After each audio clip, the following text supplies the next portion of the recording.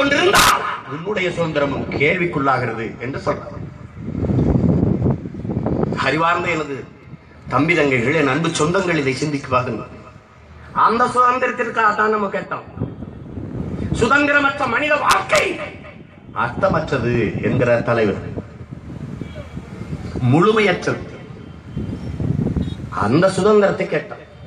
சிங்களர்களை போல எங்கள் தாய் நிலத்தில் பிறக்க, வாழ, இறக்க சம உரிமை. அதானே ஒடுக்குகிற தேசியனமிடந்து ஒடுக்கப்படுகிற தேசியனம் விடுதலை பெற விரும்புவது, தன்னுரிமை பெற விரும்புவது பிறப்புரிமை. அப்படி ஒவ்வொரு தேசிய இனங்களின் போராடி பெற வேண்டியது ஒவ்வொரு தேசிய இனங்களின் பிறப்புரிமை என்கிற புரட்சியாளரில். அந்த தன்னுரிமையை போராடி பெற வேண்டியது ஒவ்வொரு தேசிய இனங்களின் பிறப்புரிமை. அதைத்தான் எங்கள் தலைவர் கேட்டார். ஒரு நாட்டிலிருந்து இன்னொரு நாடு பிறப்பது பிரிவது பிரிவினைவாதம், தீவிரவாதம் என்று அதற்கு புரட்சியாளர் லெனினே சொல்றார். ஒரு வீட்டில் இருந்து ஒரு பெண் வாழ பிடிக்கவில்லை என்றால் அவள் மனமுறிவு கேட்பது, விவாகரத்து கேட்பது, அவள் டைவர்ஸ் கேட்பது, மனமுறிவு பெற விரும்புவது என்பதை குடும்ப உறவை சிதைக்கிறாள் என்று எப்படி குற்றம் காட்டுவது பைத்தியக்காரத்தனமோ, அப்படி ஒரு நாட்டிலிருந்து வாழ பிடிக்காத தேசிய இனம் விடுதலை பெற விரும்புவதை பிரிவினைவாதம் என்று சொல்வதும் அது போன்ற முட்டாள்தனம் என்று.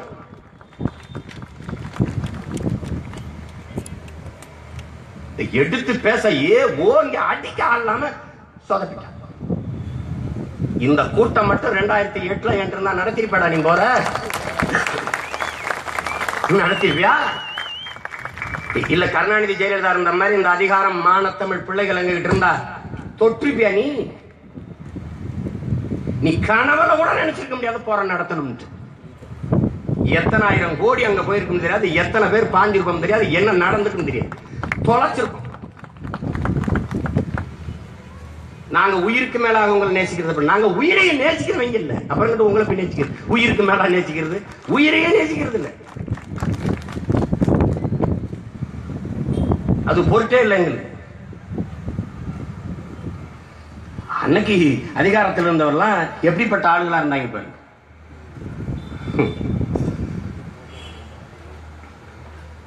இதை மறந்து போயிருவ. நீங்க சத்தம் பத்தி ஞாபகம் வச்சிருக்கிறியா? உனக்கு ஆள் இருக்கானா? சொல்லலாம். அது இன்னொரு நாடு. அப்படிதான்டா உலகம் போறான்னு சொல்றான். நீ ஜாகிரதை. கேரளத்துக்காரனும் கர்நாடகாரனும் ஆந்திராக்காரனும் ஒன்னே அப்படித்தான் பாக்குறான். ஒன்னே அப்படித்தான் பாக்குறான். ஆந்திர காட்டுக்குள்ள 20 பேரை சுட்டு போட்டான். கேட்க நாதி இருந்துச்சா? நீ அதை பத்தி கவலைப்பட்டியா? எங்க கவலைப்பட்ட? 840 மீனவர் கடைசிக்கு பிரிட்ஜோல வந்து நின்றுச்சு. யாரு கேட்டா? இந்திய நாட்டின் பிரதமர் போனார். என் தம்பி கல்யாண சுந்தரம் புத்த பூர்ணிமாவுக்கு போயிட்டு அங்க போய் இந்த மீனவர் படுகொலையை தொடர்ச்சியா நடக்கிற இந்த தாக்குதல், அந்த சிறைபிடித்தல தடுக்கிறதுக்கு ஒரு பேச்சுவார்த்தை, ஒண்ணு ஒரு நம்பிக்கை, ஒண்ணு. ஏன் உனக்கு நாதி கிடையாது? உனக்கு நாதி கிடையாது. இவன் எல்லாம் என்ன நினைச்சுக்கிட்டான் தெரியுமில? ஒரு சின்ன பையன், சினிமா எடுத்து இருந்த பையன், சும்மா ஆர்வத்துல தான் போயிட்டு இருக்கிறான். நீ நினைச்சுக்கிட்டு இருக்க என்ன? ஒரு நாள் நான் அந்த நாற்காலியில உட்காருவேன். அன்னைக்கு நீ நல்லா கவனிச்சுக்க. இங்க பாரு, மத்தையும் போல வந்தா போனா வர்றேன், உறுதியா வர்றோம். தம்பி சிவா சொன்ன மாதிரி காலை என்னை கொண்டு எங்க உட்கார வைக்கணும். நான் உட்காருவேன். எல்லாரும் கட்சி ஆரம்பிச்சு வந்து அவங்க எல்லாரும் இவனை விட நல்ல தலைவன் இல்லைன்னு காட்டுவாங்க. அப்புறம் என் மக்கள் எனக்கு போடுவாங்க ஓட்ட. போய் உட்காருவேன். இப்ப குடத்தை தூக்கிட்டு ஓடுற இல்ல, தண்ணிக்கு ஓடுற இல்ல, அப்பெல்லாம் என் முகம் தான் உனக்கு வரும். சோறு இல்லாம சாராவாரு அப்பவே ரொம்ப நாளா ஒருத்தன் கத்திக்கிட்டு இருந்தான். உனக்கு ஞாபகம் வரும். அப்ப நீ போடுவேன். நான் வந்து உட்காருவேன். நல்லா அப்பனுக்கு பிறந்த சிங்கள ஒரு மீன் அவன் பட தொடச்சிட்டு பார்ப்போம். பார்ப்போம் செதறிலாம் நடுக்கடல்லையும்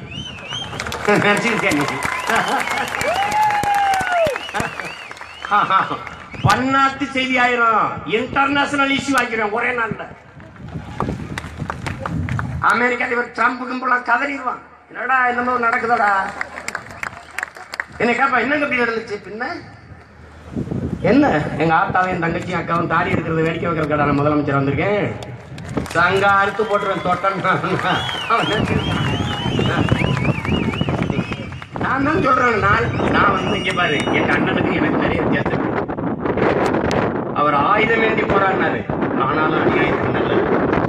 என் கையில ஆயுதம் இல்ல, அறவழியில் போராடுறேன். அரசியல் வழியில போராடுறேன், ஆனால் நான் அவரளவுக்கு நல்லவன் இல்லை. கவனத்தில் வச்சுக்கணும், கவனத்தில் வச்சுக்கணும். எங்களுடைய தத்துவம் அன்புனா அன்பு, பம்புனா பம்பு. நீ கட்டி அணைச்சா நாங்களும் கட்டி அணிப்போம், அன்பு செலுத்தி ஆற தழுவோம். நீ வெட்ட அருவாள வாங்கினா விழுந்து கும்பிடுற ஈன கூட்டம்ல, நினைக்கிறதுக்கு முன்னாடி வெட்டி. இதுதான் எங்க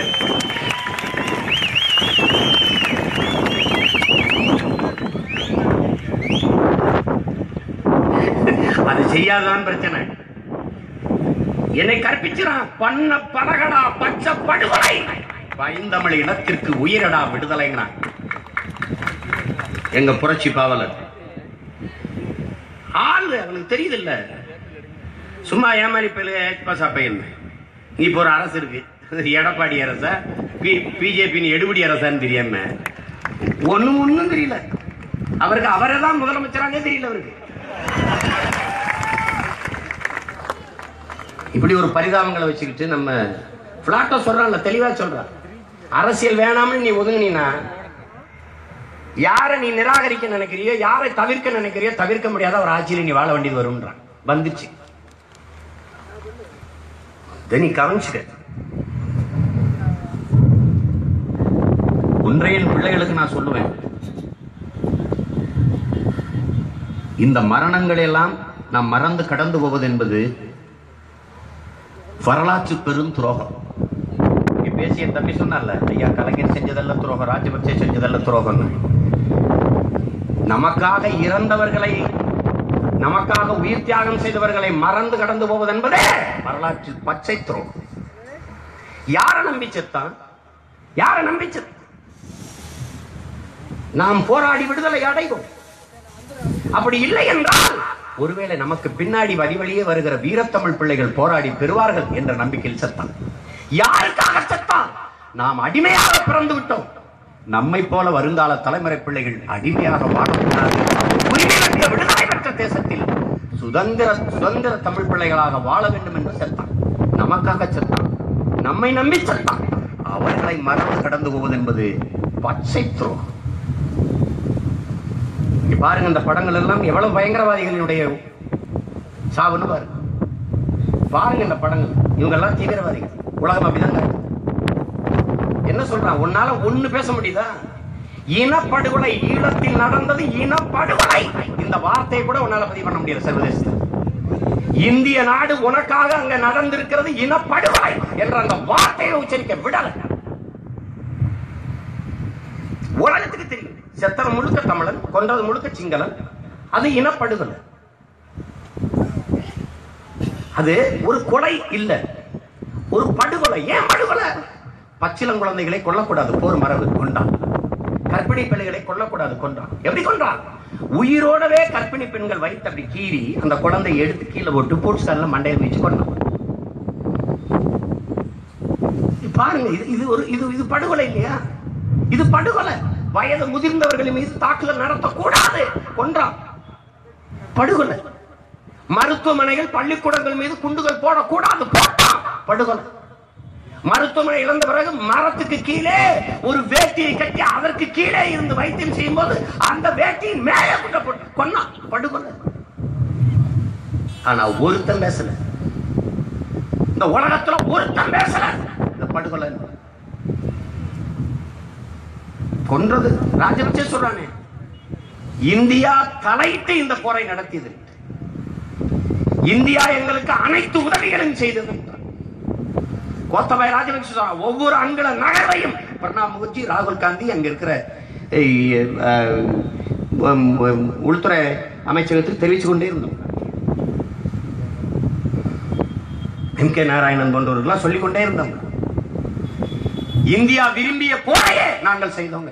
இந்தியானா நாடு இல்ல, இந்தியாவை ஆண்ட காங்கிரஸ் கட்சி, அதன் தலைமை, அந்த ஆட்சி. நாடுனா இந்த நாட்டு மக்கள் எல்லாம் விரும்பிய நம்ம மக்களை கொண்டா போற சொல்றானா? இல்ல, காங்கிரஸ் அரசு, அதன் தலைமை. ஒப்பந்தம் என்ன? நான் சொல்றேன், ராஜீவ் காந்தி இறந்த தினத்தில் பிரபாகரன் உயிர் தனக்கு பரிசாக வரணும். தான ஒப்பந்தம். என் இரு கரமும் கொடுத்து உதவுற ஃப்ரீ ஹேண்ட். சோனியா காந்தி சொன்னது, சரத் பொன்சேகர். நடந்தது. எவனாவது மறுத்து என்ன சீமா அப்படி பேசுறாரு சொல்ல சொல்ல பாப்போம். எல்லாத்தையும் வச்சிருக்கான் பதிவு பண்ணி, எல்லாம் இருக்கு. ஒவ்வொன்னா வஞ்சம் திட்டு வருவான் சொல்லி சொல்லி. நீ நினைச்சிட்டு இருக்க நீ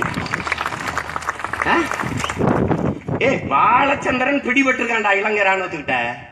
பிரபாகரன் மகன் இங்க இருக்கிறாங்கிறது இந்திய உளவுத்துறைக்கு இந்திய ராணுவத்துக்கு சொல்லப்பட்டதா இல்லையா? எவனாவது சொல்றான் மறுத்து பார்ப்போம். பிரபாகரன் குடும்பத்தில் ஒருவர் கூட உயிரோடு இருக்க கூடாது என்று இங்க இருந்து சொன்னீங்களா இல்லையா? சொல்றா பாப்போம். யாரும் மறுத்து சொல்லு பாப்போம்.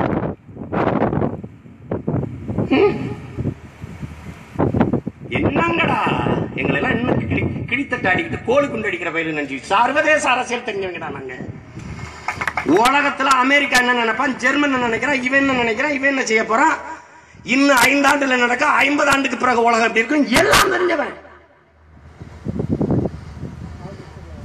திருப்பி வேளாண்மையை தேசிய தொழிலாக்கி அரசு பணியா மாத்துவேன், ஆடு மாடு வளர்க்கறத தேசிய தொழிலா மாத்துவேன் பைத்தியக்கார மாதிரி பேச்சுக்க. சோத்துக்கு என் காலில் வந்து நக்கல நீ பாதுகாறா நீங்க 10 ஆண்டு.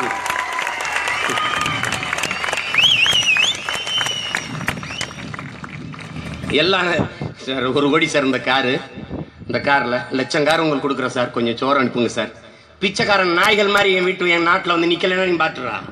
உலகத்துக்கு சோறு போட போற கூட்டம் நான் தயார் பண்ணிடுவேன். நீ நினைச்சிருக்கேன் ஒண்ணுமே தெரியாத மடப்பைய கூட்டம் நினைச்சிருக்கான் நம்மள. இங்கதான் செஞ்சது. போற நடத்தினா போற நிறுத்துற உயரத்தில் இருந்தவர். நாங்க பதவியில் இருந்து வந்தா போர் நின்றுமா? நிக்காது நிக்காது. ஆனால் போரை நிறுத்துவதற்காக முயன்றார்கள் தமிழர்கள். தமிழர்க்கென்று ஒரு அரசு இருந்தது, அதிகாரம் இருந்தது. போரை நிப்பாற்றுவதற்காக பதவி விட்டு கீழே இறங்கியது என்ற வரலாற்று பதிவு வரல. ஏன்? வஞ்சகர்கள், துரோகிகள் ஆட்சி. போரை போராடி நிப்பாற்ற உயரத்தில் இருந்தது ஜெயலலிதா. திறக்கல, வாய திறக்கல. போரை நடத்தி கொண்டிருந்தது காங்கிரஸ் கட்சி, அதன் ஆட்சி. எதிர்கட்சி பாரதிய ஜனதா. ஒருத்தர் எழுந்து, ஒரு உறுப்பினர் எழுந்து 2G அலைக்கற்றை ஊழலுக்காக 1 மாத காலம் பாராளுமன்றத்தை முடக்கி போட்ட பாரதிய ஜனதா. ஒரு வார்த்தை. பக்கத்தில் ஒரு தீவு, 10 கோடிக்கு மேல இந்த நாட்டில் வாழுகிற தமிழின மக்களின் உறவுகள், சொந்தங்கள், ரத்த சொந்தங்கள், தமிழர்கள் பாரம்பரியமாக இந்திய பெருந்தரசோடு பிணைக்கப்பட்ட உறவுகள் கொத்து கொத்தாக கொன்றொழிக்கப்படுகிறார்கள். தமிழர்கள் என்ற இன மக்கள் என்று பார்க்காமல் சக மனித சாவு என்ற கருத்தியல் அடிப்படையில், அது என்ற எண்ணத்தின் அடிப்படையில் ஒருத்த எழுந்து என்னடா அப்படி கொண்டுகிட்டு இருக்கா, அவனுக்கு காசு கொடுத்து பணம் கொடுத்து பயிற்சி கொடுத்து உதவிட்டு இருக்கா அப்படின்னு ஒரு உறுப்பினர் கேட்க. ஏன்? சாகரவன் தமிழன், அவன் சாகணும். ஏன் இருந்தா அவனுக்கு?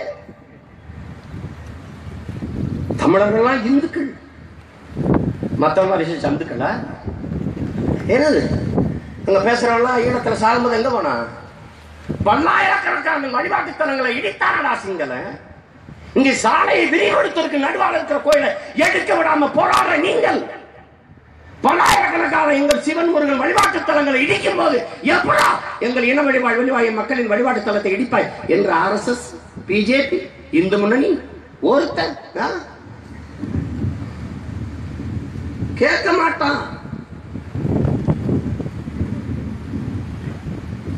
ஆள் இல்ல, கேட்க ஆள் இல்ல, நாதி இல்ல. 130 படகு பறிச்சு வச்சிருக்காங்கல்ல, இந்த படகை திருப்பி வாங்கி கொடுக்கல தன் நாட்டு குடிமக்களை. இவ்வளவு பெரிய நாடு, இவ்வளவு பெரிய வலிமை மிக்க கடற்படை வச்சிருக்கிற நாடு, தன் நாட்டு குடிமக்களின் படகை திருப்பி மீட்டு கொடுக்க துப்பு இல்ல. அவனுக்கு 10,000 கோடியில போர்க்கப்பல் பரிசு. அந்த போர்க்கப்பல் வச்சு யார சுடுவாரு? அமெரிக்காவோட போட்டு வர சண்டை, சீனாவோட போட போறாரு. அந்த போர்க்கப்பலை வச்சு யாரோட சண்டை? இலங்கை 30 ஆண்டுகளுக்கு மேலாக போரிட்டு இருக்குது. யாரோட? அந்த நாட்டுக்குள்ளே வாழ்ந்த சொந்த நாட்டு மக்களான தமிழர்களை கொல்ல. ஒரு நாட்டுக்கும் இன்னொரு நாட்டுக்கும் இடையிலே சண்டை நடக்கும் போது கூட பயன்படுத்தக்கூடாத தடை செய்யப்பட்ட அத்தனை ஆயுதங்களையும் பயன்படுத்துறான். சொந்த நாட்டு மக்களின் மீது வான்வெளி தாக்குதலை நடத்தக்கூடாது, அது போர் மரபு. ஆனால் அத்தனை தாக்குதலையும் வான்வெளியிலே நடத்துறான். கேட்க நாதி இல்லை. இஸ்ரேல் இருந்து வாங்கின கிபீருங்கிற விமானம் 500 கிலோ எடை உண்டா குண்டை போடும். எப்படி இருக்கு பாரு. பாகிஸ்தான்ல இருந்து வாங்கின மல்டி பேரல் பீரங்கி, அதாவது பல குழல் பல வெடிகணையில கக்குது. பல்குழல் பீரங்கி. ஒரு விஷயம் போட்டு ஒரு வெடிகணை போட்டு இழுத்தா ஒண்ணு போய் வெடிக்கிறது இல்ல, இப்படி இழுத்தா 70 குண்டுகளை கக்கு. எப்படி இருக்கும் பாருங்க போர். நல்லா பாரு. சுத்தி பீரங்கி நிறுத்திட்டு அப்படி இழுத்து விசைய வான்வெளியில நெருப்பு மழையா அதுக்குள்ள நின்று சண்டை போட்டாங்க எங்க ஆளுங்க. பாத்துக்க, நல்லா யோசிச்சுக்க. ஒரு தங்கச்சி சொல்றா, பங்கருக்குள்ள இருந்தோம்னா அப்ப வந்து பிள்ளைய பசிச்சுதுன்னு இடிச்சு பிடிச்சிக்கிட்டு தானே கிடக்குறோம். இப்ப பசிக்குதும் போது என்ன செய்யறது தெரியலன்னா, இருக்கிற அரிசியவாது கொதிக்க வச்சு கஞ்சியை குடிக்கலாம்னா அந்த பங்கர்ல இருந்து மேல வந்தா அப்படி கரை இது மேல சட்டியை வச்சுட்டு தண்ணி கொதிச்சிருச்சான்னு உள்ள இருந்துட்டு எந்திரிச்சு வந்து பார்க்கும் போதுன்னா நெல்லு தூத்தும் போது பதர்கள் விழும் இல்லைண்ணா, அப்படி நம்ம உறவுகளுடைய தலை கழுத்து கடல் கையெல்லாம் சேதறி அப்படியே விழுகுதுண்ணா. அதை யோசிச்சு பாரு. மரங்கள் எல்லாம் காய்ச்சி கிடந்தது. எது? தலை கை காலு குடல் எல்லாம் மரங்கள்ல தொங்கி கிடந்தது. மறந்துரு, நீ இதெல்லாம் தான் மறந்துட்டு விசால் ரஜினிக்கு ஓட்ட போட்டு போ, எங்களை தூக்கி சுடுகாட்டுல போட்டு போ,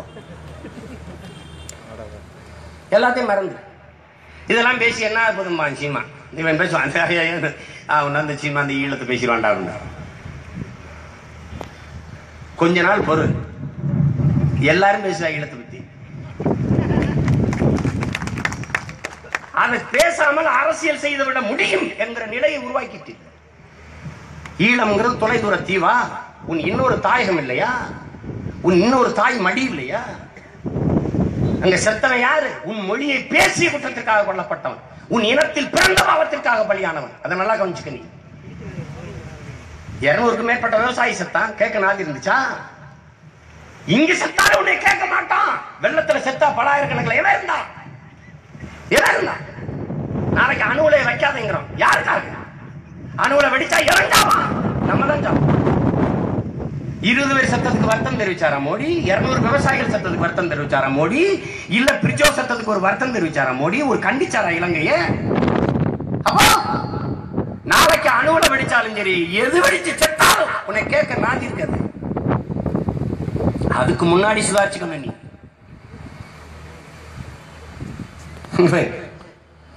இந்த பையன் என்ன பண்ணி போறாங்கன்னு நினைச்சுக்கிட்டு இருக்கான். ஏன் அமெரிக்காவில என்ன கைது பண்ணி வச்சுக்கிட்டு கேட்கிறாரு விசாரணை அதிகாரி, நாம் தமிழர் கட்சியின் கொள்கை என்ன அப்படின்னு. நான் கொள்கை சொன்னா நீங்க கட்சியில சேர்ந்துக்கிறீங்களான்னு கேட்டேன். அப்புறம் அடுத்த கேள்வி கேட்கிறாரு, இன் ஃபியூச்சர் நீ ஸ்ரீலங்காவோட ஃபைட் பண்ணுவியா? நான் இலங்கையோட சண்டை போடுறதுக்கும் நீங்க இப்ப என்ன கைது பண்ணி திருப்பி அனுப்புறதுக்கு ஏதாவது சம்பந்தம் இருக்கான்னு கேட்டேன். இல்ல போடுவியா போட மாட்டியா? நான் போடணுமா வேணாமான்னு கேட்டேன். அவர் குழம்பிட்டு, அவருக்கு ஒன்னும் புரியல. என்னடா நான் சும்மா இந்த கூட்டம் கூட்டுறதெல்லாம் எதுக்கு? கைதட்டு வாங்கிட்டு ஓட்டு வாங்கிட்டு நாட்டை பிடிக்கிறது அரசால் இருக்கு. முதலமைச்சர் 5-6 கொண்டாட்டி எட்டி பிள்ளைலாம் பதவி வாங்கி கொடுத்து அதுக்கு அவங்க வரலாற்றை மாத்தி எழுத வந்த வரலாற்று நாயகனின் பிள்ளைகள் நாங்க. நீ நினைச்சுக்கிட்டு இருக்க? ஏய், 50,000 ஆண்டுகளுக்கு மூத்த வரலாற்று பெருமை கொண்ட ஒரு தேசியத்தின் மக்கள். உலகிற்கு அறிவியல், நாகரிகம், கலை, இலக்கியம், பண்பாடு, வேளாண்மை எல்லாவற்றையும் கற்றுக் கொடுத்த ஒரு இனத்தின் கூட்டம். என் பெரிய தகப்பன் நம்மாழ்வார் சொல்றார், உலகத்திற்கே அறிவை கடன் கொடுத்தவன் தமிழன் தாண்டா என்று. அப்படிப்பட்ட ஒரு இனத்தின் கூட்டம். நீ நினைச்சுக்க, நீ இதை விட்டுட்டு போயிருவேன்னு நினைக்காத, விட்டு போயிருவேன்னு நினைக்காத. இவன் எப்படா நீ வந்து சண்டை போடுவான்னு நினைக்கிற? சண்டை நான் போட மாட்டேன், எனக்காக சிங்களம் போடுவாங்க. என்னென்ன வித்த காற்றன் மட்டும் பாரு. நீ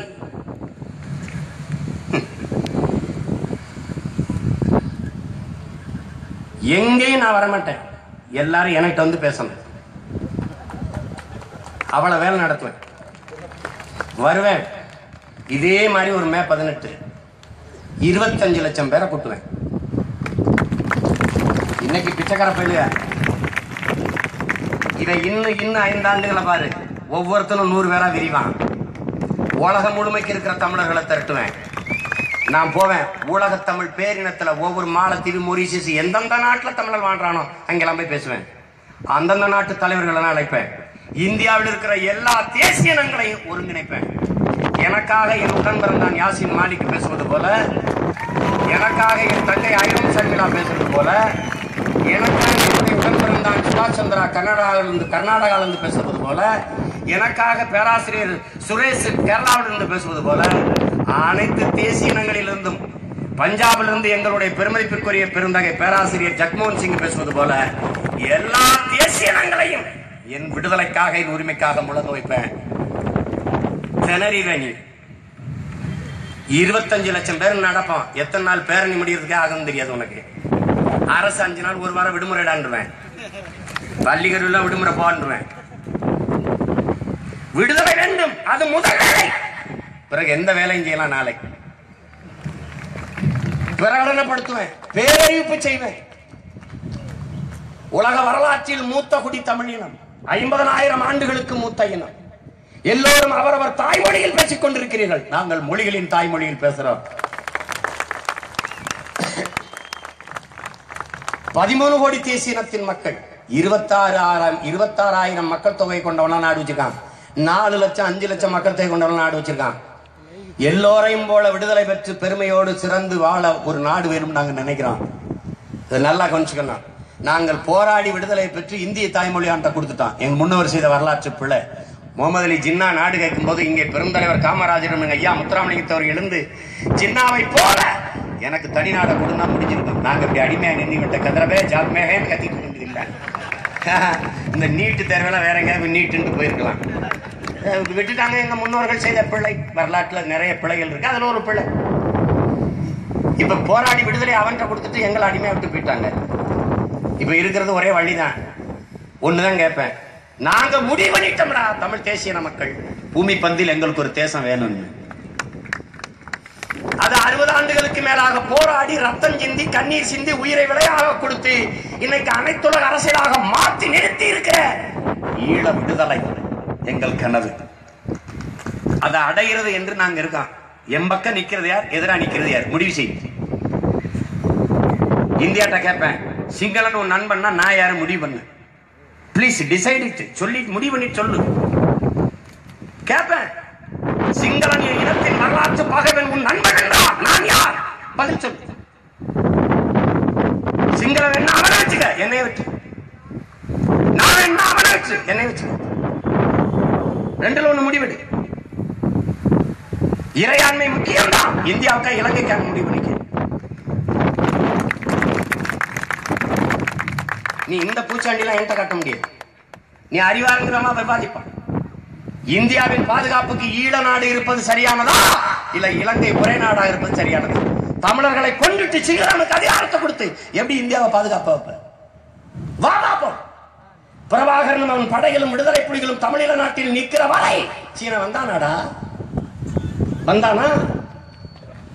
வந்தானா? சீனம் கேட்கல, அமெரிக்கா கேட்கல. 36 லட்சம் கோடி என் தலைவன் காலில் கொண்டாந்து கொட்ட நிக்கல. நாட்டு அடைஞ்சுதார நீ அதிபர். நாம் அதுக்கு என்ன செய்யணும்? திரிகோணமலைய 25 ஏக்கரை 30 ஆண்டுக்கு லீஸுக்கு கொடு, ஒத்திக்கு கொடு என்று கேட்கல. என்ன சொன்னாரு? உன்னை உள்ள விட்டுட்டு நான் அப்புறம் உன்னை திருப்பி உன்னை விரட்டுறது எப்படி? இந்த சட்டை சிங்கனம் அண்ணன் தம்பி சட்டை, நீ வராத. தளபதிகள் கேட்டபோது என்ன சொன்னாரு? இது யார் பக்கம் என்று நாம் விடுதலை பெற்றாலும் இந்தியாவுக்கு எதிராக வந்துடும், அது செய்யக்கூடாது. அவரை நீ இந்தியாவுக்கு எதிரியா காட்டுற. இது கால கொடுமை. ஈழம் என்ற ஒரு நாடு இருந்திருந்தால் தந்தையின் விரலை பிடித்துக் கொண்டு நடக்கிற செல்ல மகன் போல இந்தியாவுக்கு இருக்கும். ஒரு பயம் உள்ள வந்திருக்க முடியாது. தூத்துக்குடியில வந்து நங்கூரம் போட்டு நிக்கிறதா அமெரிக்க கப்பல் ஆயுதத்தை போல, ஆயுதத்தை நிறைச்சு வச்சுட்டு நிக்குது. இவன் ரேடார் வச்சுக்கான். நம்மளை கொல்றதுக்கு ரேடார் கொடுப்பான், நம்மளை காப்பாத்துறதுக்கு கொடுக்க மாட்டான், அது பயன்படுத்த மாட்டான். ஏன் இந்த ரேடாரை வச்சுக்கிட்டு மீனவர்களை பிடிக்கிறது, விரட்டுறது, சுடுறது இதெல்லாம் கண்டுபிடிக்கிறது இல்லை. என்ன பண்ணிட்டு இருந்த? வலிமை மிக்க கடற்படையை நிறுத்திருக்க. அவன் வந்து தூத்துக்குடியில அங்கிருந்து வரும்போது தூரத்துல பார்த்து கை தடுக்கல, வந்து நிறுத்திட்டான். 3 நாள் அந்த கப்பல் ஏதோ வேற நாட்டு கப்பல் நிற்குது. கிட்ட போனா நிறைந்த ஆயுதங்கள் கப்பல்ல, அமெரிக்க கப்பல். அவன் என்ன சொல்றான்? உலக சண்டீரு, நீ எத்தனை கப்பலை போட்டாலும் நான் வருவேன். ஆனா எங்க தலைவன் அங்க நிற்கும் போது, விடுதலை புலிகள் இருக்கும்போது வந்தானாடா அமெரிக்கா? நங்கூரம் போட்டானா? என்ன நீங்க வந்தது ஆஸ்திரேலியா கப்பல், கப்பல் நிறைய அரிசி, 40,000 டன் அரிசி நாடு கடல்ல போய் வந்துட்டு இருந்தது. மறிச்சாரு ஆஸ்திரேலியா, விட்டுட்டு இறங்கி போங்க, விட்டுட்டு போங்கன்னு போயிட்டாங்க. அந்த கப்பல் ஏன் இப்படி அந்த கப்பலை தான் எனக்கு சுற்றுப்பழக கொடுத்தாரு. இதெல்லாம் முதல்ல குறிப்பாக பெரிய கப்பல் எங்க வேணாலும் சொல்லி கொண்டு போய் படுந்தாரு. அதுதான் சுட்டு சுட்டு பழங்க. அப்ப அந்த கப்பல் வரலாறு சொல்றாரு. அந்த அரிசியை வச்சு இலங்கையில 20 ரூபாய்க்கு அரிசினா இங்க 5 ரூபாய்க்கு கொடுத்துட்டு இருந்தார் கிலோ அரிசி. ஒரு முட்டாள் கூட்டம் சொல்றது இந்தியாவின் பாதுகாப்புக்கு தமிழர்களை கொள்ளணும்னு. எங்களை போல இந்த நாட்டை நேசிக்கின்ற ஒரு இனக்கூட்டம் சொல்றான், எங்களை மாதிரி ஒரு ஜனநாயகவாதிகளை சொல்றான். சொல்லுவாப்போம், நீ காவிரியில தண்ணி தரலைனால் நான் இந்திய, முல்லை பெரியாற்றில் தரலைனால் நான் இந்திய, என்னை இந்த நாட்டை இந்திய நாட்டை பிரதமர் ஆள விட மாட்டார், ஆனால் நான் இந்திய, நீ என்ன குடும்பப்படுத்தினாலும் நாங்க இந்திய. இப்படி ஒரு மானங்கட்ட இனக்கூட்டத்தை நீங்க பார்த்திருக்கியா? அவ்வளவு விசுவாசமான அடிமைகள் நாங்க.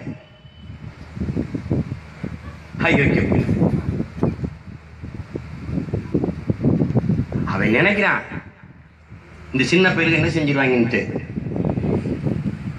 தமிழர்களுக்கு இருக்கிற கடைசி வாய்ப்பு என் பிள்ளைகள்கிட்ட சொல்லுவேன், தமிழ் தேசியனத்தின் ஓர்மை, அதான் வலிமை மிக்க அரசியல். நீ வலிமை மிக்க அரசியல் வரணும்னா உனக்கு தமிழ் தேசியனத்தின் ஓர்மை வரணும். அந்த அரசியல் பெரும்படை வைத்து அதிகாரத்தை கைப்பற்றணும். அதிகார வலிமையை கொண்டுதான் உனக்கென்று தேசம் அடைகிறதுக்கான புரட்சியை முன்னெடுக்கணும். அதை நல்லா கவனிச்சுக்க. இத்தனை படிநிலைகள் இருக்கு. இப்ப முதல்ல தமிழ் தேசியனத்தின் ஓர்மை அது நடந்து கொண்டிருக்கு. நாம் தமிழர் கட்சி வளருது என்றால் தமிழர்கள் சாதி மத உணர்வை கடந்து இணைந்து கொண்டிருக்கிறார்கள் என்று பொருள்.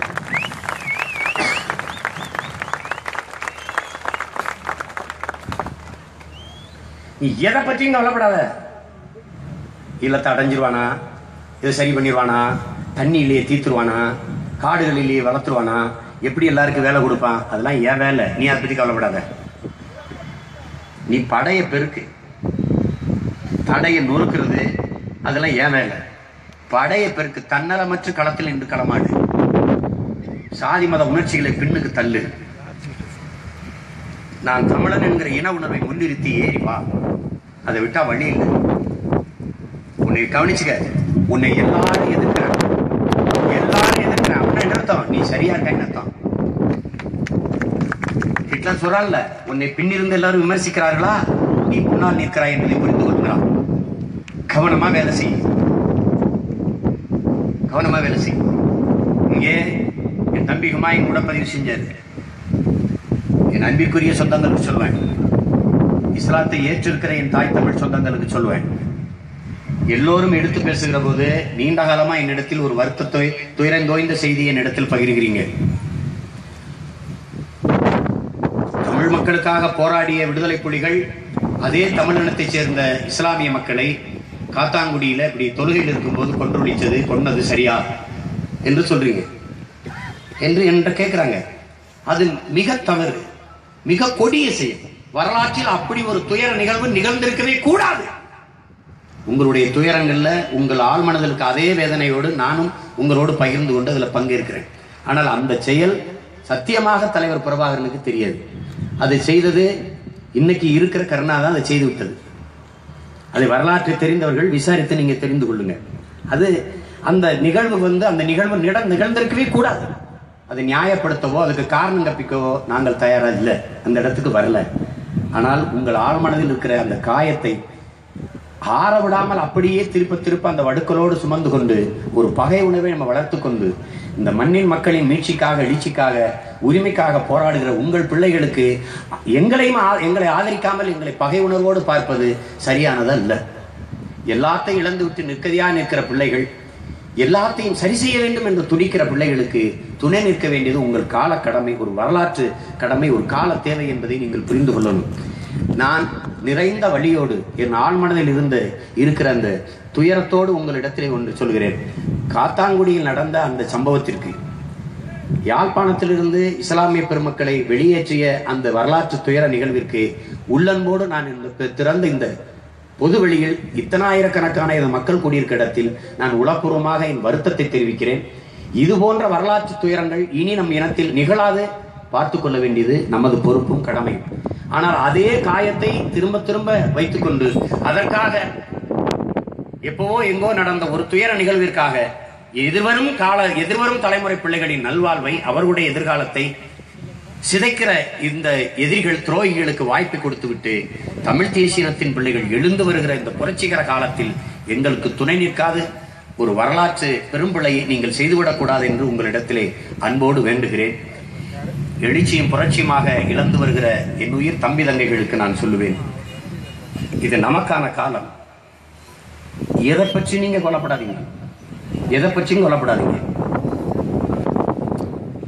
எல்லாவற்றையும் இழந்து, வீட்டை இழந்து, நாட்டை இழந்து, பேரரசன் என்று, மா மன்னன் என்று, கொடை வள்ளல்கள் என்று, அறிவியல் அறிஞர்கள் என்று, இசை மேதைகள் என்றெல்லாம் பெருமைபட வாழ்ந்த இந்த இனத்தின் மக்கள் ஏதிலிகள் என்று, அனாதைகள் என்று, அடிமைகள் என்று உலகம் முழுமைக்கும் ஓடித் திரிகிற ஒரு இழிநிலையில் நிற்கிறோம்.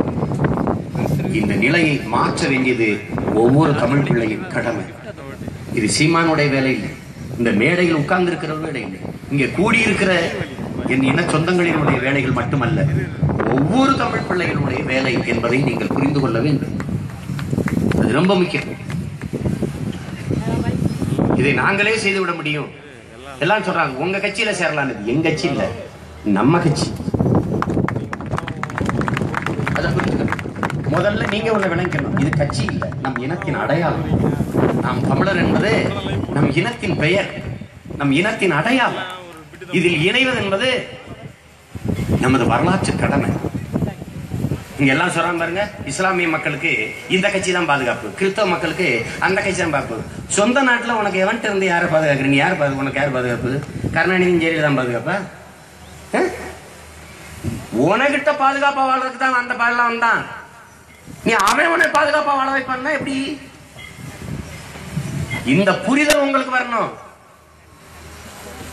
நாம் பெரும்பான்மை தேசியத்தின் மக்கள் என்ற பெருமிதமும் திமிரும் நமக்கு வரணும். ஒரு இறை வழிபாட்டிற்காக நாம் ஒரு மார்க்கத்தை, ஒரு மதத்தை ஏற்றிருக்கிறோமே ஒழிய, நாம் மொழியால் இனத்தால் பெரும்பான்மை தமிழ் தேசிய இனத்தின் மக்கள் பெரும் கூட்டம் என்கிற பெருமிதமும் திமிரும் நமக்கு இருக்கணும். அந்த பெரு உணர்வு எழுச்சியில நாம் எழுந்து திரளணும். வெட்டி வீழ்த்தப்பட்ட மரத்தின் மேலிருந்து மொத்தமாக துளிர்க்கிற மரம் போல நாம் துளிர்த்து தலைய வேண்டிய அவசியம் இருக்கிறது. அதை அறிவார்ந்த என் இனத்தின் பிள்ளைகள், என் தம்பிதன்கள் புரிந்து கொள்ளணும். தன்னலமற்று உண்மையும் நேர்மையுமாக இந்த மண்ணுக்கும் மக்களுக்கும் உழைப்பதற்கு இளைய தலைமுறை புரட்சியாளர்கள் ஓடி வாருங்கள். நீங்கள் தலைமையேற்று இந்த இனத்தின் விடுதலை புரட்சியை முன்னெடுங்கள். உங்களுக்கு துணை நிற்க எண்ணற்ற அண்ணன்மார்கள் நாங்கள் இருக்கிறோம். இங்க பாக்குறீங்க சின்ன சின்ன பிள்ளைகள் எப்படி பேசுறாங்கன்னு. என் தம்பி இளந்தமிழன் சேக்கெல்லாம் அவன் கல்லூரியில் நடக்கிற அத்தனை பேச்சு போட்டியில அவன் தான் முதல் பரிசு வாங்குவான். அவ்வளவு சிறப்பா பேசுவான். அவனை மாதிரி 1000 பேருக்கு அந்த கூட்டத்துக்குள்ள தோட்டாக்களாக வெடிப்பாங்க. எண்ணற்ற புரட்சியாளர்கள் உருவாகி வரான். நீ எதை பற்றியும் கவலைப்படாத, நம்ம வெல்லுவோம். ஆர்கே நகர் தேர்தலை தள்ளி வச்சதே நமக்காகத்தான். அவன் பயந்துட்டு தான் நினைச்சான். அதுல என் தம்பி மதிவாணன் போட்ட முழக்கத்திலே பயந்துட்டான் பாதி பேர். அவன் கேட்டான், யாரு தம்பி நீங்க? நாம் தமிழர் நாங்க. எதுக்கு தம்பி வந்தீங்க? வாக்கு கேட்டு வந்தாங்க. என்ன தம்பி செய்வீங்க? என்னென்னமோ செய்வாங்க. என்னென்ன தம்பி செய்வேன்? எல்லாமே நல்லதா செய்வோங்க. அவன் கத்திக்கிட்டு வரான் அவன் பாட்டுக்கு. அவன் பாக்குறான், கொடுக்காத நோட்டை கெடுக்காத நாட்டேன்னு. அதான் அந்த தொப்பி போட்டவன் பக்கமா போய் கத்துனாங்க. பார்த்தாங்க, என்னடா 1000-2000 பேர் ஒரு ராணுவ அணிவகுப்பு மாதிரி போறாங்களடான்ட்டு செதறி ஓடிட்டான். பார்த்தா இவனை விட்டு அடிச்சு காலி பண்ணிடுவான். அடுத்து இவன் தான் வந்துருவான்னு தள்ளிட்டான் தேர்தல். நீ பச்சாலும் வைக்கலாம், அடுத்து நாங்க தான். அதுல ஒன்றும் அதுல ஒரு மாற்றம் கிடையாது. உங்களுக்கு நேரம் குறைவாய் போச்சு. 8 மணிக்கு தாங்கடான்னு ஏதோ பிச்சை போட்ட மாதிரி 1 மணி நேரத்தை கொடுத்துருக்காங்க. அது பிரச்சனை இல்லை, இதோட முடிய போறது இல்லை. எல்லாம் பேசியாச்சு, செய்யறதுக்கு தான் இருக்குது. புரட்சியாளர் சேகவரா சொல்றான், செயலே சிறந்த சொல்லுன்னு. என்ன அண்ணன் சொல்றான், சொல்லுக்கு முன் செயல்னு. செய்வோம், உறுதியா செய்வோம். நீ ஒண்ணு செய், நம்பிக்கையோட நின்று களத்தில் உள்ள, மீதி எல்லாம் என்கிட்ட விடு, நான் பாத்துக்கிறேன். நீ எதை பற்றியும் கவலைப்படாத. உறுதியா நம்ம வெல்ல போறோம். தமிழனுக்கென்று ஒரு நாடு இந்த பூமி பந்தில் பிறக்கும். அதில் எதற்கு நான் உனக்கு சொல்லுவேன், தலைவர் கற்பிச்சதை உனக்கு சொல்லுவேன். உன் விடுதலை ஊராண்மையில் இல்ல, உண்மையில் தான் இருக்கு. உயர்த்து.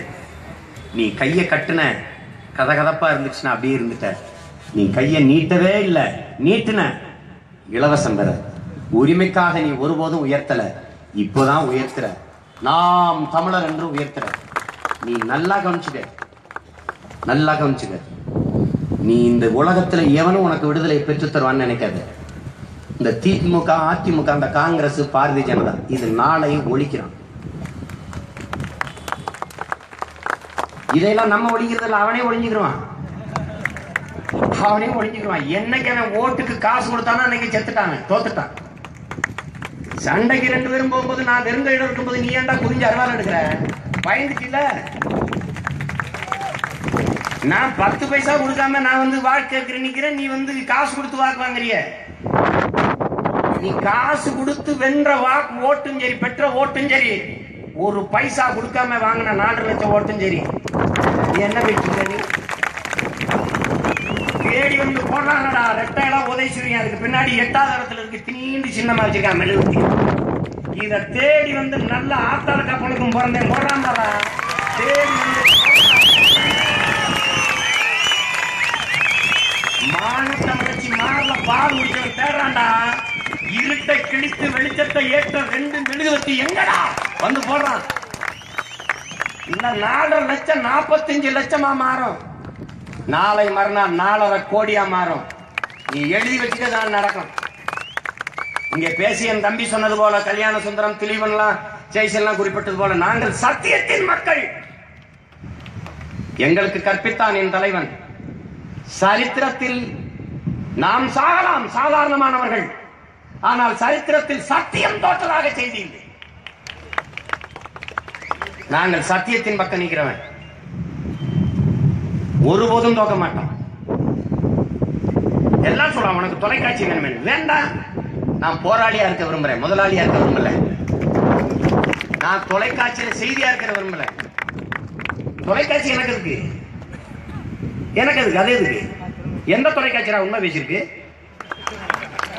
எந்த தொலைக்காட்சி உண்மை பேசியிருக்கு? எது பேசுது? கருத்து கணிப்புல இது ஒண்ணு சொல்லுது, அது ஒண்ணு சொல்லுது. 38, 48, இது 28, 18. ஏதாவது ஒண்ணு சொல்லுங்கடா. அதெல்லாம் தேவையில்லை, எல்லாத்தையும் விடு. நாமளே ஊடகம் இத்தனாயிரம் பேரை கூட்டி வச்சு பேசுறோம். இத்தனாயிரம் பேர் நம்ம பேச்ச தொலைக்காட்சியில போட்டா பார்க்க போறோம். நான் ஒண்ணு கிடையாது. சரியான ஒருத்தன் துணிவு இருக்கிற நேர்மையா 1 மணி நேரம் நான் பேசுறத மட்டும் ஒரு தொலைக்காட்சியில போடு, புரட்சி வருதால் என்ற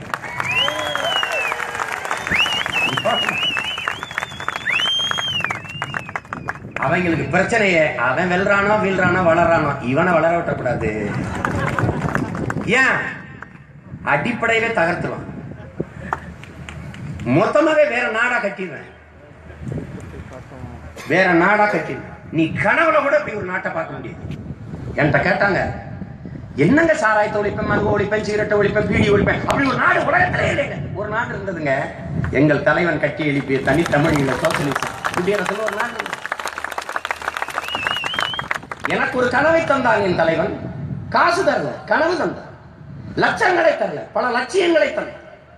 ஒரு முறை வந்தால் கனவு, 2 முறை வந்தால் ஆசை, திரும்ப திரும்ப வந்தால் லட்சியம் என்கிறார் ஐயா அப்துல் கலாம் அவர்கள். அப்படி திரும்ப திரும்ப வருகிற லட்சியங்களை எங்களுக்கு தந்தான். என்னது? அடிமை தேசியனத்தின் உரிமை, விடுதலை என்கிற கனவு. அவன் சொன்னான். அந்த தலைவன் எங்களுக்கு கற்பிச்சான்.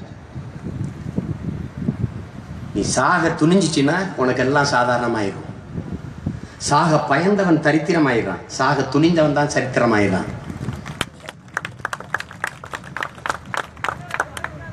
எவன் சாக துணிஞ்சு நிற்கிறானோ அவன் தான் தமிழ் தேசியத்திற்கு தலைமை ஏற்கிற தகுதியை பெறுவான்.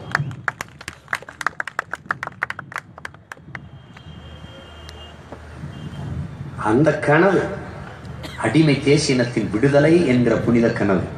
அதை நான் கடத்துறேன். என்னிலும் இளைய என் தம்பிதங்கைகளுக்கு கடத்துறேன். இந்த விடுதலை நெருப்பை அணைய விடாமல் அடைகாத்து வைக்க வேண்டியது ஒவ்வொரு மானத்தமிழ் பிள்ளையின் பொறுப்பு, கடமை. புரிஞ்சுக்கணும். நம்ம கூடி கலைகிற மேகங்கள் காகங்கள் அல்ல, கூடி பிடிக்கிற மேகங்களாக நாம் மாறணும். அப்படி கூட்டிட்டு போயிட்டு இருக்குல்ல, எங்க மூத்தவர் சொன்னாங்க, நீ ஒண்ணுமே செய்வானா, ஒருத்தன் நீ கட்சியில் இருக்க மகிழ்ச்சி, ஒன்னால இன்னொருத்தன் கட்சியில இணைஞ்சா வளர்ச்சி. இதை கவனத்தை எடுத்துக்க. நீ பிறந்த ஊர்ல உன் தாய் நிலத்துல 10 பேரை இணைச்சு கொடியேற்றிட்டுனா இந்த கட்சிக்கு நீ செய்ய வேண்டிய கடமை முடிஞ்சிருச்சு. இத்தனாயிரம் பேர் கூடியிருக்காங்க, இத்தனாயிரம் பேர் அவரவர் தாய் கிராமங்கள்ல 10 பேரை சேர்த்து கொடியேற்றினா நம்மளை அசைக்க ஒருவே கிடையாது. அரவிந்த் கெஜ்ரிவால் ஒரு வேலை திட்டம் சொல்றாரு. நான் அதுக்கு முன்னாடியே பல தடவை சொல்லிட்டேன். ஒருவர் 10ஆவும் 10 100ஆவும் பகைவர் நடுங்கும் படையாவும். அரவிந்த் கெஜ்ரிவால் அதையே அவர் மொழியில சொல்றாரு, எவரி பூத் தன் யூத். நீ ஒரு வாக்ககத்துக்கு 10 இளைஞர்கள் 10 பிள்ளைகள் வேலை செய்ய பிடிச்சிரு, நம்மளை எந்த கொம்பனும் வீழ்த்த முடியாது. நீ கவலையே படாது. திமுக அதிமுக முடிஞ்சிட்டவன், சகாப்தம் முடிஞ்சிட்டு, நீ அதை பத்தி பேசிட்டு கதை. உனக்கு நேர விரயம். இந்த பிஜேபி வருவான், நான் தான் ஆள போறேன், நான் வான்னு தான் சொல்லிட்டு இருக்கேன். நீ வா, நீ எதுக்குன்னு இங்க வா. நீ இந்தியாவே ஆட்சி செய்ய சொன்னா புடிங்கிட்ட, இங்க வந்து என்ன புடுங்க போற?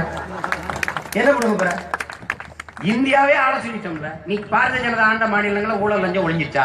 எல்லாருக்கும் வேலை கிடைச்சிருச்சா? எல்லாருக்கும் வீடு கிடைச்சிருச்சா? 2020 எல்லோருக்கும் வீடு. 2022 அப்படின்னா என்ன இருக்கா? பல பேர் வீடு இல்லாம இருக்கான்னு இருக்கான். அங்க போய் என்ன பேசுறாருங்கிறீங்க? இலங்கையில 200 ஆண்டுகள் ஆகிவிட்டது தமிழர்கள் நீங்கள் இங்க வந்து நாங்கள் 10,000 வீடுகள் உங்களுக்கு கட்டி கொடுக்கணும். 200 ஆண்டுகளா வீடு இல்லாம வர்றேன், 10,000 வீடு கட்டி கொடுக்க இனிமேதான் போறாங்க. இந்த பிச்சைக்கார வியாபாரத்தை விடு, பூமியின் சொர்க்கமா இந்த நாட்டை மாத்திரம். நீ எல்லாருக்கும் நாட்டை கொடுத்துட்ட, ஒரு தடவை உங்க பிள்ளைகிட்ட கொடுங்கள, எங்களை ஆள விடுங்கள். உங்களை எப்படி வாழ வைக்கிறோம் மட்டும் பாரு. எங்களை ஆளவை, உன்னை எப்படி வாழ வைக்கணும். பசிங்கிற வார்த்தை தமிழர் அகராதிலிருந்து தூக்கும். வேலை இல்ல சொல்லே, பஞ்சம் பசி பட்டினி கொல்ல தொலைச்சு எதுவுமே இருக்காது. சின்ன பையன் 2 பேரு கழுத்தை வெட்டி காவல் நிலைய வாசல வீசிட்டு போறாங்க. எங்க போயிட்டு இருக்கு இந்த நாடு? எப்படி இருக்கு? அடிப்படையை தகர்த்திட்டு வேற தேசத்தை கட்டிடுவான். அதுக்கு தான் அவன் பயப்படுறான். இவனை ஏற விட்டா இறந்து வருது கஷ்டம். நாங்க வந்தா ஆளுங்கட்சி எதிர்கட்சி ரெண்டும் தமிழங்கட்சியா தான் இருக்கு. 2 பேருக்கும் சண்டை. நீ ஆக சிறந்த நல்லாட்சியை கொடுக்குறியா? நீ அதிகமா பண்ணிக்கிறியா இல்ல நான் அதிகமா பண்ணிக்கிறேன்? ஒரு தம்பி போட்டுதான் ஒரு பதிவுல, பள்ளிக்கூடம் திறந்து படிக்க வைத்த காமராஜர் பிறந்த ஊர் அந்த மாவட்டம் மாநிலத்திலே முதல் இடத்தில் தேர்ச்சி. மதுக்கடைகளை திறந்து குடிக்க வச்ச கருணாநிதி பிறந்த திருவாரூர் மாவட்டம் மாநிலத்திலேயே கடைசி இடத்தில் தேர்ச்சி.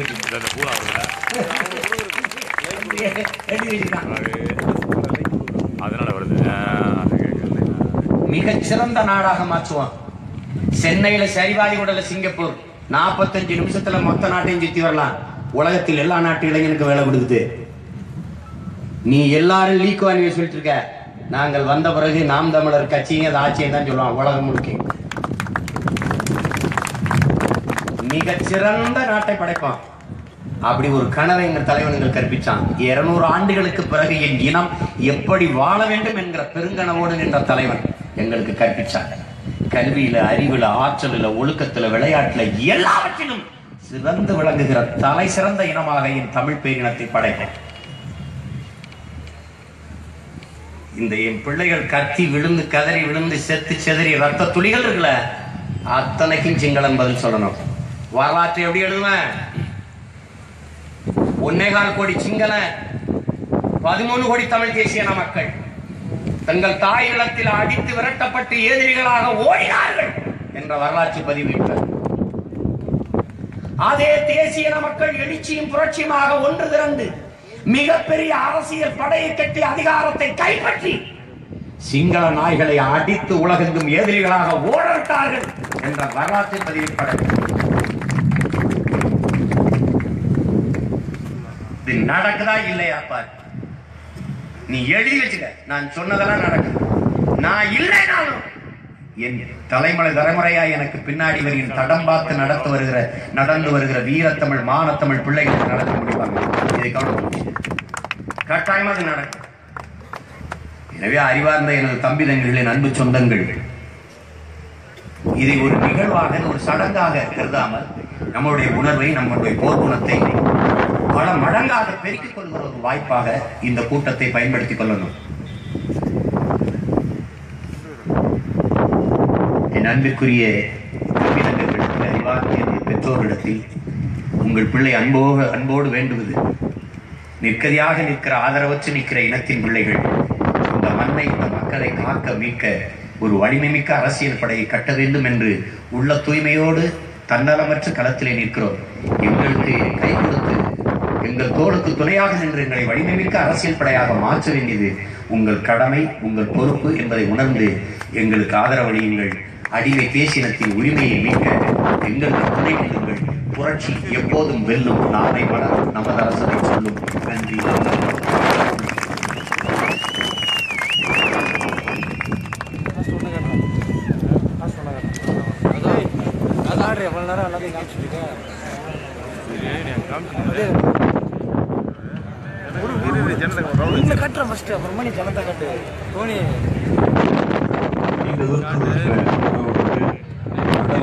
இரவு உணவு ஏற்பாடு செய்யப்பட்டிருக்கிறது. இரவு உணவு விட்டு செல்லுமாறு கேட்டுக்கொள்கிறோம்.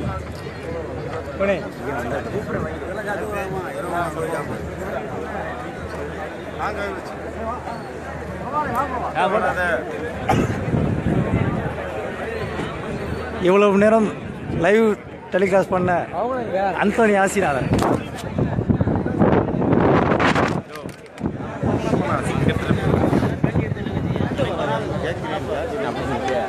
சரி